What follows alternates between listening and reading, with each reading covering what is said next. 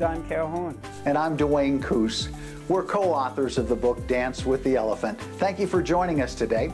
We've got an exciting topic today, one that I'm really ready to talk about. What is that, Donald? Well, in our formula of how to dance with the elephant, we have a many-part equation, and it's not really hard. And this part of the equation is called time. And time, literally, is time, the moment in which we live and the moment that we, each of us, have. As we look at the equation up to now, we started off with our personal power. We live in a world that has all kinds of things coming at us, but we have to have receptive choice in terms of what it is that we leverage. Mm-hmm. From that, we have to have faith that, in fact, that energy is moving in the right direction. But now here comes the time factor. I don't get it. Tell me more. Okay, well, time is actually a multiplier. And that is the moment in which you and I live and how present we are in that moment. And I'm mindful just as a simple parent, and we all have friends that say they love their children. Oh, I love my child. I love, you know. And so they go to their kids' ball games and they go to their kids' events, Duane, and they do these types of things. But that doesn't mean that they're actually attentive in that moment. It only takes each of us to go to a restaurant and realize that people are on their cell phones and they're not really present with their family in a conversation. Or you can be watching a TV show with someone but not really engaged with your spouse. So really, when I sit there and tell you that each of us knows this intuitively, that time is the most precious gift that each of us have.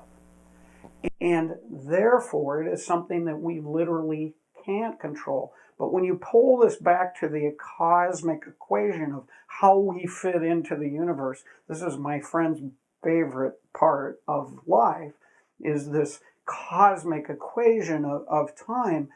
But all we have to do is learn to be present in the moment. But Duane, speak to them real briefly on your expansive of how we all fit in the scheme of life into the universe. Well, this reminds me of my time out in the woods, where in the middle of the night I'll gaze up in the sky. And what's extraordinary about this moment in time for all of us is as you look in the sky and all the stars that exist there, what you see today is as bright as the sky will ever be. Because those stars we now know today are actually leaving. They're flowing away from us faster than the speed of light. So for me, that's a really wrapping my arms around that. Wow, I'm seeing it at its best right now. So how can I be my best right now?